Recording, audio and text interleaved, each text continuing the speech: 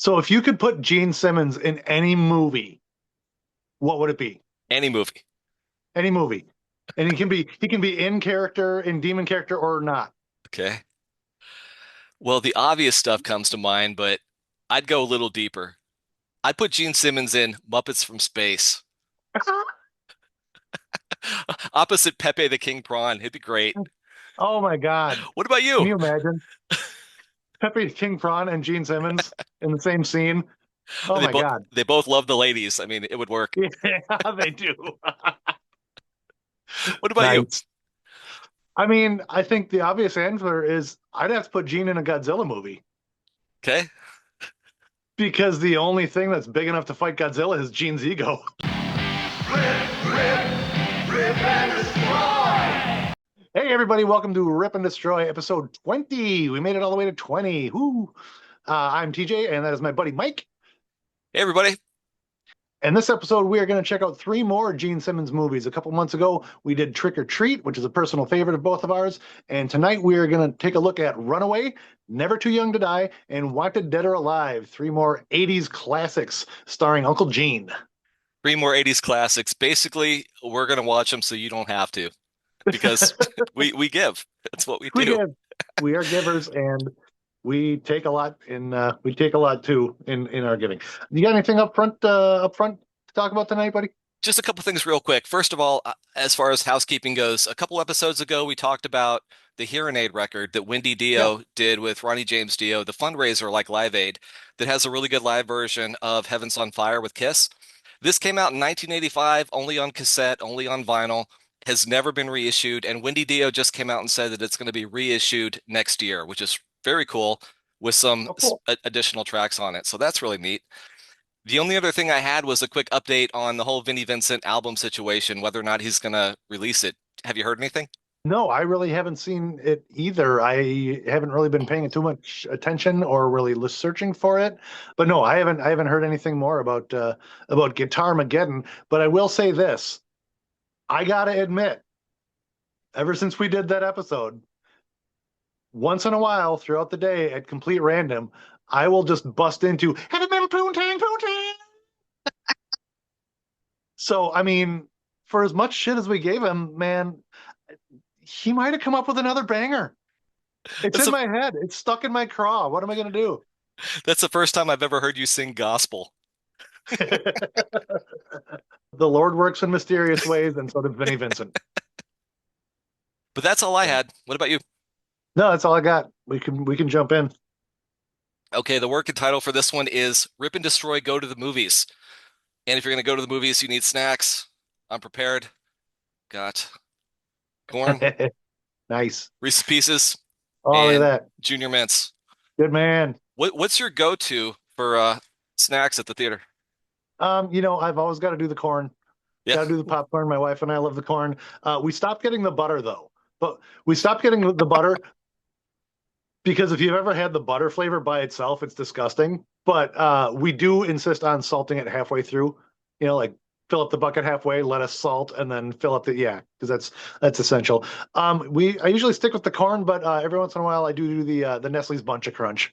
Nice. Do you mix it into Yeah, the popcorn? when I'm feeling randy. Yeah.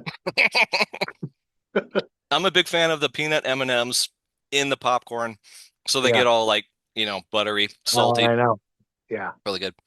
that's All good right, we stuff. got some movies to talk about. We're going in Yeah, dude. chronological order. Yep. So number one to start things off is Runaway, starring Magnum PI and Rebecca Howe and Gene Simmons. Came out December 14th, 1984. So Kiss at that time was on the Animalized tour, which went from September 84 to March 85. Yeah, and Runaway was written and directed by Michael Crichton of Jurassic Park fame. So that's an interesting note, and it has a current score of 5.9 out of 10 on IMDb and 48% on Rotten Tomatoes, which is not great. It's not great, but I always really liked it. I don't want to get ahead of ourselves, but when did you first see Runaway? I saw it. I did not see it in the theater, but I do think I saw it on video, like its first release sometime in the 80s. I think I probably rented it. I don't remember specifically. It was either on video or maybe I caught it on like HBO or something.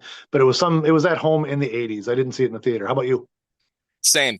Back then in 1984 and 1985 when it came out, we didn't even have a VCR yet. That's back in the days where we would rent a VCR and kind of plan a whole weekend around it. Right. And that's one that I really wanted to see simply because Gene was in it. And I think it was the first movie he ever did. It was the first movie that he did since Phantom. Yeah. So Runaway stars, as you said, Magnum PI himself, Tom Selleck, and his mustache as Jack Ramsey, a cop in the Runaway division, because this movie takes place in a future where robots are commonplace helpers for humanity, and but sometimes they run away and they go a little nutso, and Jack Ramsey is part of a police division that takes care of these robot problems. He's got a partner, little blonde officer, cutie patootie. I did not catch what her name is. And Gene plays a mad doctor, Charles Luther, who is a tech developer, and he is working on, I believe, is some sort of chips that enable these things to run away, and maybe he's going to control them or something. But whatever it is, he has somehow lost the templates for these chips that enable him to control the robots, and he is after those templates. It also stars Kirstie Alley, which I believe may have preceded her role in Cheers Mhm. just by a little bit, but at the height of her hotness. And and she plays Charles Luther's ex-girlfriend, and ends up kind of working with Ramsey and his partner to nab Charles Luther, and it does not end well for her. No, it does not. That's a pretty intense death scene. I disagree with Rotten Tomatoes. I disagree with the reviews that you mentioned before. I love this movie. I've always loved this movie. And I think Gene is fantastic in it. I think Dr. Luther is just cool as hell. And he's perfect for the role. And apparently, I'm not the only one. I think the director of Never Too Young to Die thought so too, because he plays the exact same freaking character in that movie as well. Kinda.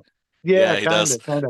Yeah. Yeah, that scene, man, like Charles kills Jackie, like Kirstie Alley's character, like right in the middle of like this outdoor restaurant, and like dumps her in like this pond that's in the middle, in this like bloody puddle in a pond. And nobody even notices. I don't get that. Like That brings up an important point too. There's going to be a grip of spoilers on this, but you've had decades to watch these movies, so I'm not yeah, apologizing. no, that's on you guys if you haven't seen these yet. Yeah, you should do your homework before you watch our stupid opinions. How did Gene do? Gene chewed the scenery throughout the movie. I think he tried to overdo it a little bit. He was a little over the top. He was a little. He tried real hard to be an evil mad scientist, and he did all right for most of it. But man, that death scene. That death scene that has the false comeback, kind of like I Love It Loud, where you think he's gone and then he comes back and he hisses, Okay. which I actually have a screenshot, and oh man, that's that's good stuff. Well, I tell you what, all three of these movies have a pretty intense death scene for Uncle Gene. So let's rate them. 1 to 10, 10 being the best. What would you rate Yeah. Runaway death scene? So let's see, Gene, or I'm sorry, Dr. Luther, let's see, winds up getting killed by his own spider robots. He screams a lot and writhes around a lot, and then he does the fake death thing and then almost comes back to life. Man, I'm gonna give that one an 8. That was a good death Eight? scene. Yeah, I think I got to give it a 7.5 because Gene's great. The spiders are just so damn cool, right? They It's so with like the cheesy, needle. but yeah, Yeah, that yeah, injects people. And if yeah. you ever want to meet one, you could actually meet the star of this movie. If you go down to the Rio where they have Gene's collection on display, I'm going to throw up a picture right now. They actually have a spider from Runaway. Kick ass. That was great. And despite the 1-2 punch of Michael Crichton and Gene Simmons, $8 million to make this movie, it grossed 6.77 in theaters. So it did not do well. No, no, unfortunately it didn't. I thought I remembered it being a pretty big movie at the time, but maybe that was only because I was paying attention because it starred Gene Simmons. There's a couple of really funny things besides that death scene of besides his death scene and Kirstie Alley's death scene. There was a couple of just things that really made me laugh. There's the so there's the scene where he meets with the with where Luther meets with the engineer in the locker room, and he gives him like the briefcase of money, but it Mhm. turns out to be like fake, right? So, and then like a minute later, Gene he rolls up to that street vendor and asks for a black coffee, and then just starts drinking it. It's like, dude, you didn't pay for the chips and you didn't even pay for your coffee. He did not pay for the coffee. I noticed He that did not too. pay for the coffee. He just took it and started chugging it down. And I'm thinking back then it had to be like a quarter. It's not much. Yeah, probably, but still. He's like, "Can I get a cookie?" He's It, not going to pay for it. the funniest thing that stood out to me about Runaway is the fact that Gene was not the most sexist person in the movie. Because at No. the at the very end, when the will they or won't they between Tom Selleck and his partner, well, they will. But before he kisses her, he asks her this question: "Can you cook?" Yeah. That's not But okay. the funniest thing about that whole scene at the end is that she's making out with him through half the credits, and he's got these like horrible, grody green acid burns on his face. It's like, it's like shit. I don't even know what to say about that. Like, I'll just say that the mustache covers a multitude of sins. oh, there you go. So of the three, I gotta say, if you haven't seen Runaway, I definitely recommend it. This is a fun movie. I like this Yeah, one. yeah, definitely see Runaway. Yeah. And one of the interesting things about it is it's actually got some tech ideas in it that were way ahead of its time. They've got that little floating camera that's basically like a drone. It's a drone. And that was, I mean, remember this came out in '84. And then there's also a scene where Ramsey's kid is in bed and he's watching like a movie on like a little tablet, like almost like a cell phone. So that's really interesting. There's some really forward thinking. And that's probably courtesy of Michael Crichton, not Charles Luther. Yeah. Yeah, and they also let's see, Ramsey's maid robot is like the maid robot from the Jetsons. Yeah, kind of. Yeah. Rosie, Lois and Rosie. Yeah. Okay, up next, Never Too Young to Die, starring Uncle Jesse, not Apollonia, Willie from V, and Asylum era Gene. Yeah. Came out June 13th, 1986. At that time, Kiss had just finished up the Asylum tour, which went from November '85 to April of '86. So yeah, Never Too Young to Die is kind of an action spy techno thriller. It's directed by Gil Bettman. I have no idea what else he did. That is sitting at a 4.8 out of 10 on IMDb and a 51% on Rotten Tomatoes, which is higher than Runaway, oddly enough, because this is a turkey. I think the John Stamos fan club came through on this one because, yeah, that's about 48 points too high. Yeah, this movie is stacked with 80s talent if you're into that. So not only do we have Gene Simmons, we've got, yeah, John Stamos himself. We've got Vanity. We've got George Lazenby, who played James Bond once, and Robert Englund of Nightmare on Elm Street fame. Yep, and V, and V. And I think Indeed. this was supposed to launch the career of John Stamos, but it tanked miserably, and you'll see why. There's pieces of Weird Science, Mad Max, after school specials. It's a mess, but it's fun. I gotta say this, it's a fun movie. It's worth watching just because it's so bananas. It is a complete schlock fest, and if there ever was going to be a double bill of something along with Kiss Meets the Phantom, it should be Never Too Young to Die because it's ridiculous. And basically, the plot of this is Wait, good so luck with this one. Gene, I gotta see what you're yeah, gonna do with this. I'm gonna try. So Gene, who plays a character called Velvet Von Ragnar, which remind me to tell you how insane that name is to me right now. You know, Gene playing Velvet Von Ragnar, who is hermaphrodite even like the correct term these days? I don't know. Apparently he's part man, part woman, like born that way, kind of, not necessarily trans. I don't know. But anyways, Velvet and their gang of Timu Mad Max villains want to poison the city's water supply. Like right off the bat, that's the first thing that they want to. That's the first scene is him on top of some wall talking to his like street gang about how they're going to poison the city's water supply. We don't know why, but he's going to do it. And but the access code to the water supply system is on a disk that a secret agent has stolen from him. So once again, it's a techno thriller because he's after some piece of tech. Okay, but this disc was stolen by a secret agent named Stargrove, who is George Lazenby. Okay, and he happens to be John Stamos's dad. And so, anyways, they kill Stargrove, and then they go after his son, who happens to also inherit the family farm after his dad is killed, which turns out to be Stargrove's like secret agent stronghold, right? And who's living there but Vanity. I don't even know what her name was in the movie, but anyways, it turns into a big action-packed shit extravaganza with Captain Hairdo and Prince's ex-girlfriend going to war with Ragnar and his band of merry men. So the craziest okay, there's some really crazy stuff in this movie. Besides the fact that it's just an insane movie. So there's the scene where Ragnar is performing in his nightclub, Hmm.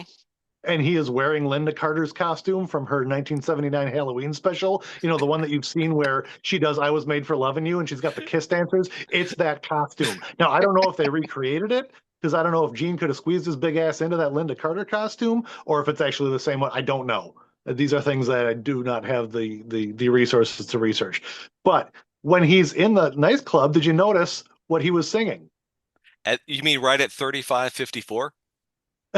That might be it. That's it. And if you know what we're talking about, it is the first couple lines of the song "Spit," which wound up on "Revenge" in 1992. Yep, What is it? 6 years later, that's where he it. says, "Got no manners, and I'm not too clean, but I know what I like, what I know, but I know what I mean," or whatever it is. And that's in the movie first, way before it was on Revenge, which was it's one of those things that's crazy watching it now. Had we seen it back at the time, it wouldn't have meant anything to us. But that was a wild little piece of Easter egg. And I have to tell you the other thing that's crazy about the name Velvet Von Ragnar. So, Mike, as you know, and as some people may know, my wife and I have a lot of dogs. We have Irish Wolfhounds. They're not just a lot of dogs in number because we have four of them right now. We have had as many as six, but also there are a lot of dogs because they are the tallest dog breed. Okay, we've got these giant dogs, giant monster dogs living in our home. 6 years ago, we bred one of our dogs, and we had a litter of four, and we kept the girl, and her name is Velvet.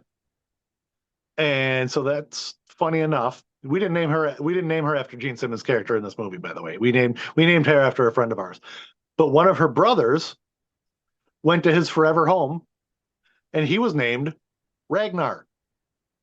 Not only that, before we gave them their, like, before, when they were just little puppies and they had little code names or whatever, just to kind of keep them apart. We named the four of them after all the monster cereals, Hmm. Frankenberry and everything. And Boo Berry is the one who ended up being Ragnar. But our girl Velvet, we named her Countess Chocula, and I used to call her Velvet Von Chocula. That's unreal. That's funny. So all of a sudden here I am watching Never Too Young to Die, and here comes Velvet Von Ragnar. And I'm like, how did they get into my head? And why do they know my dogs? That brings up an interesting question, though. When did you first see this movie? Was it before you named the dogs, or was it after? Well, according to you, it was before I named the dogs because you told me that we watched this movie at your place way back in like the 90s, didn't we? I think 1995 at my place at Eric's. Yeah. Okay, yeah, yeah. So we watched it on video. I remember very, very, very little of it because when we were going to do this episode, I'm like, oh, cool, I've never seen that movie. And you're like, yeah, you have. So, yeah, I guess we watched it back in the 90s. And thinking about it, the one thing I do remember was the scene where John Stamos visits Velvet in the dressing room, and he has his back turned, and then Velvet says Stargrove, kind of like leans Yes. toward the camera, and it reminded me that it's just like the part in Kiss Meets the Phantom where he goes Star Child, Actually, and we let's. talked about it in the zine. You mean right at 36 minutes and 24 seconds into the movie? That's probably the one. Yes, that's probably the one. Gee, Mike, you're amazing. I don't know how you're Rain Manning every minute of this movie. Well, it's So funny. yes, apparently I did see it then, but other than that, I really don't remember anything. So it was almost like seeing it for the first time when I reviewed it this week. Same, same. Because I remembered we watched it, but I pulled up a trailer because my wife and I were trying to decide which one to watch first. And I watched the trailer. I remembered absolutely none of it, but I thought it's totally like one of those trailers from Tropic Thunder, like the fake trailers, Yeah. because nothing about it seems legit at all. And it's Wait a funny minute. too. Wait. You subjected your wife to these movies? Just one. We actually ended up watching Wanted Dead or Alive, which we'll get to in a second. We Okay. didn't, yeah, Okay. but she's seen Runaway. Everybody likes Runaway. Oh, that poor woman. But we're talking about like the Mad Max and the Weird Science. There's another movie they kind of sampled in this one, and that's one of my all-time favorites, Jim Cotta, because of course John Stamos is he's a gymnastics superstar because there's that too. And then when he finally decides I can fight back, he implements, some Jim Cotta techniques. Oh my God, that's brilliant. I'm Jim still Cotta. I'm still looking for the Jim Cotta sweater. Like every couple years I go on and Google the Jim Cotta sweater to see if I can find it. Nice. Oh. So speaking of Velvet Von Ragnar, how do you think Gene did in this one? If you thought he was chewing the scenery in Runaway, oh my God, you've seen nothing yet. He is ridiculous. Oh, we actually forgot that he actually plays two characters in this film Yes, because yes. he was so good you didn't even notice, did you? Well, I did a little bit, except for the first time he got into a fight, and it was somebody who weighed twice as much and was clearly a stuntman. That was hilarious. Yeah, no, Gene also plays a character called Carruthers, who is a guy in a terrible wig and a terrible fake beard, who actually works with what is it, the cops? I don't Or even John? know. Who knows? I don't even know either. It's whoever John Stamos is working with to try to catch He's to the try to the catch gym Ragnar. gym But coach, or I have no idea. I don't know, man. But anyways, the scene where he reveals himself to be Velvet in the helicopter and he peels off his fake mustache and takes off his wig and he's like laughing and cackling maniacally and then he does the whole Gene Simmons like rolling his eyes into his head thing and wow, that is how this man did not receive an Oscar for that performance. I will never understand. Yeah, I think Gene in this one is just a lot of fun for that very reason. It's so over the top. You can tell he's having a lot of fun with it too. And yeah, I don't know. I can't recommend watching the movie, but Fair. I do recommend hopping onto YouTube and watching some of the Gene clips because they're great. And speaking of not watching the movie, nobody did. They spent $10 million to make it. I don't even know how much it raised in theaters because it was less than 1 million. So Ouch. that was the end of John Stamos's theatrical career. Well, he did okay for himself afterwards. I will say that, watching it and watching how ridiculous it was and Gene's ridiculous costume and makeup and everything, he did have to be having a lot of fun because I feel like he kind of got to emulate his hero Lon Chaney a little bit with all the makeup and the ridiculous acting. And I think especially in Runaway and Never Too Young to Die, his style of acting was closer to probably like the cheesy old horror movies that he's used to. He wanted to be over the top. He wanted to be ridiculous. And unfortunately, that's the kind of acting that doesn't really translate into modern movies. Well, as modern as they were in the '80s, but even so, I think he was probably like really. You can tell that he's really living out a dream that he's always wanted to do. And you know what? Cheers to him for that. Indeed, indeed. And I think it's rated R, and they cuss throughout the entire movie. But in the middle of a fight scene, one of the Mad Max He-Man looking, thugs looks at Vanity and says, "We're going to tenderize your butt." Uh huh. And even Vanity's character goes, "What?" Okay. Well, the death scene, the death Yeah, scene at the end of the movie. What do you think? yeah. What do you rate this one? I'm gonna give that one a 9 because of so it takes place on the edge of a dam and John Stamos is about to die, man. He's hanging off the edge of the dam, but he kind of does this flip around, gymnastic thing, and he grabs I'm sorry, Velvet, by the head with his feet and kind of gives him a Frankensteiner off the top rope. Yep. And this and and Gene's character goes falling down the dam, smacks on a cliff and falls all the way down, and it's very clearly a mannequin or a puppet and I love every second of it, man. It's that's 9 out of 10, man. Just chef's kiss. Okay. Well, I was going to give it a 5 because I wasn't crazy about it, but considering the fact that I'll probably never get to see Gene do a Frankensteiner again, I'm going to bump it up to a 6.5. There you go. All right, that was Never Too Young to Die. Well, we got one more. Got one more. Wanted Dead or Alive, starring Roy Batty, Benson, and Evil Dr. Luther, Part 2. Yes, 1987. I didn't catch the director for this one, but I do know that it sits at a 5.9 out of 10 on IMDb and a 33% on Rotten Tomatoes. Ooh. Yeah, this one came out January 16th of 87 when Kiss was recording Crazy Nights. Yeah. So in this flick, Rutger Hauer, like you said, Roy Batty himself, plays Nick Randall, a former CIA agent turned bounty hunter. And he's recruited by the police to help catch an Arab terrorist named Malak al-Rahim, who is played by Uncle Gene.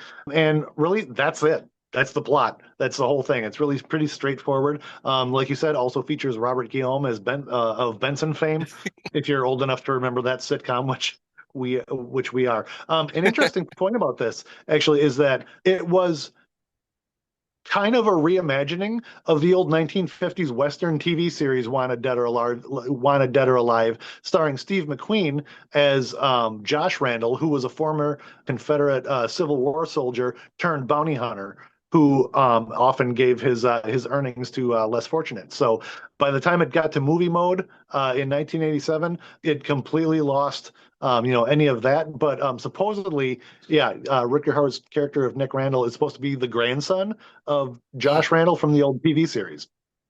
I did not know that. That's really cool. As cool as this movie gets, yeah, because it's like I said, it's really straightforward. There's almost no plot. There's not a whole lot happening. Despite that, I actually thought this was the most well-made movie of the three. I think the acting and the directing and the cinematography are all pretty solid. Beyond that, yeah, it's kind of a snooze. It really is. I know that Rutger Hauer, typically he's great. He was also really good in that last Nosferatu movie, and he's considered to be the best Dutch actor ever. But this one, boring as hell. It really is. It just drags. It's so slow. And we watched that one, my wife and I, because we watched all three trailers. It's got a great trailer. It makes you want to see the movie. But yeah, no, I think Gene in this one is the best part of a bad movie. I think once again he does great. He's very Dr. Luther in this one. He's a really good bad guy. It's a cool movie trailer, bad movie, and honestly, this is the first time in the history of this podcast where I did something that felt like homework, but I just had to get through to the end. I actually think this is Gene's best acting role, and it's because he's actually really understated. He's this character is calm and quiet. He's not hysterically overacting like Luther or Ragnar did. He's a lot more restrained, and if you ask me, that actually makes him a lot more believable and threatening, and actually kind of like a lot more respectable as an actor. Like you know how sometimes like somebody will get really angry and they'll get really calm and that actually makes them scarier than if they were yelling at you. Yes, yes. That's Malik Al Rahim in this movie, and I think that actually makes it, to be honest, probably Gene's best role. I would agree. I would agree. I think he definitely stands out in this one, even up against Rutger Hauer. This is one of those movies from that era when they did a lot of movies like Predator and Cobra and this one. And I was thinking about Cobra a lot because it's very similar to Cobra, but I think it's almost the exact opposite in the sense that Cobra with Sylvester Stallone is a fantastic movie with a really bad villain. And I think Wanted Dead or Alive is a really horrible movie with a really cool villain. So if we could like AI, replace the Night Slasher with Moloch, I think you'd have a kick-ass movie. Well, there you go. You're the editor of the show, man. Get to work. I'll see what I can do. Fan edit. So this one actually did pretty well. It cost 4.5 million to make and globally raised about 10 million. So they came out ahead on this one. Yeah, that's not too bad. I mean, it's your standard '80s, cop action movie. It's of its time, but yeah, I don't think it's anything that you have to search out and watch unless you're a completist like we are here at Rip and Destroy. Uh, okay. There's only one thing left to do then, and that's rate the death scene. Pretty Yeah. grisly death scene in this one, and it was worth $250,000 to Rutger Hauer's character just to make this happen. I'm glad he did because it was probably the best 15 seconds of the whole movie where Uncle Gene gets a grenade in the mouth, pulls the pin without telling anybody who's standing in his direct vicinity, of course, because why would you? And then there he goes. What do you think? Oh yeah, yeah. So Rutger Hauer stuffs a grenade in his mouth and then leads him out of the warehouse where all the cops are waiting. And you think he's going to let him go because he gets a $50,000 bonus for bringing him in alive. And then at the last second, he says, "Fuck the bonus," and he pulls the pin, blows Gene's head off, clean off. 10 out of 10. I gave it a 9, 9 out of 10. It's like what would have happened at a Kiss show if Gene had swallowed the kerosene when he blew fire instead of blowing it out. And with that one question just off the top of my head, not at all Kiss related, but since we're on the subject, what is your favorite movie Of all time, of all time? Empire Strikes Back. I knew that. I think I'd have to go with Psycho or Willy Wonka. I think I knew that too. Yep, of course we do. But we're sharing it with the public, if you will. Yeah, they need to know. Mhm. Well, I got a mouthful of popcorn. Will you tell people where they can get a hold of us? Absolutely. You can find us on Instagram at Rip and Destroy Podcast. We also have a Facebook page if you want to look for Rip and Destroy Podcast on there. You can drop us a line at ripandestroypodcast@gmail.com, whether it's nice or not. And otherwise, you're watching us on either YouTube or listening to us on Spotify. You can find us here on the 15th and the 30th of every month. Thanks so much for being a part of this. If there's something you'd like to hear us talk about, leave us a comment anywhere and we'll find it. Love the comments. Those are a lot of fun. So until next time, cheers. Give me the templates, Ramsey. Kill the power, Phil. Kill the power.